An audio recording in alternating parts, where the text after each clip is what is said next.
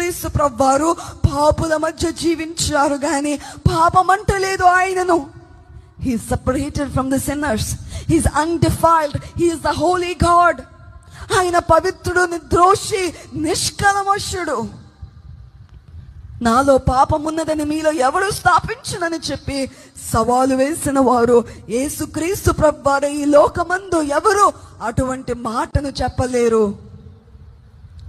Nobody in the world can have such kind of a question who says, can you prove that I have sin in me? Everyone is a sinner in the world.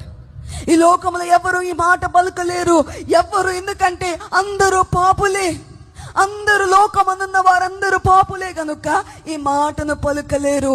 There's only one human that could speak this word, that is the Lord Jesus Christ, who had come into this world as a human to save each one of us. ఒక్కరే యేసుక్రీస్తు ప్రభువారు మాత్రమే ఈ మాటను పలుకగలరు. ఎందుకంటే ఆయన లోకములో ఉన్న వారిని అందరినీ రక్షించడానికి నరావతారిగా వచ్చారు కాబట్టి. ఆయన పవిత్రుడు.